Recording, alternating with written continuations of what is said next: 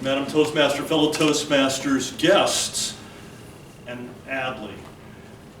What you have to remember is when you're starting out in the Competent Communicator Manual, there's a whole bunch of skills that you need to learn. And Adly stepped up here on the speech number 3, get to the point, and he did really well. There were no notes, there was the use of humor, there was a lot of movement. I liked the way he was acting out both parts. The story was a little fakakta, but it was part of the, it was part of what was going on. I think that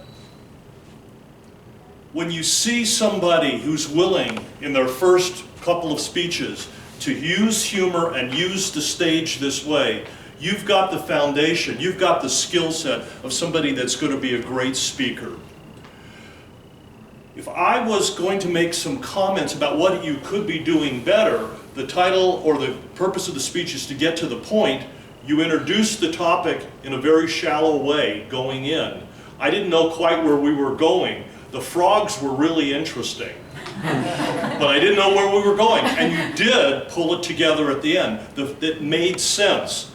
And the point that you really wanted to stress was that people need to not be afraid of changes. They shouldn't put off changes. They need to start them now, even if it's just with small steps. And I got that, and it was very clear, and that was very helpful as far as getting to the point.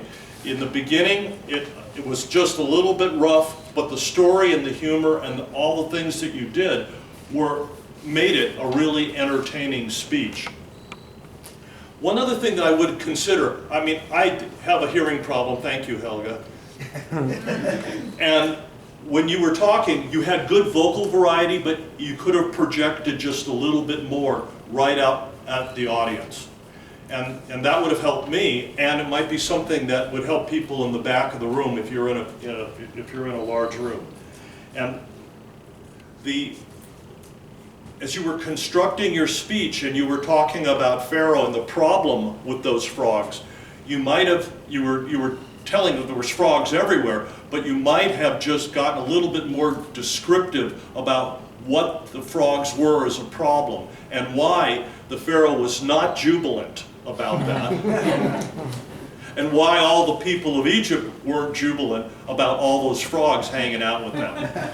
So if you had been a little stronger there, that might have been helpful too. But that was a spectacular effort for one of the early speeches. And you are going to be great at making these presentations. For anybody that's new and getting involved and knew that there was a lot you could learn, a lot was right about that.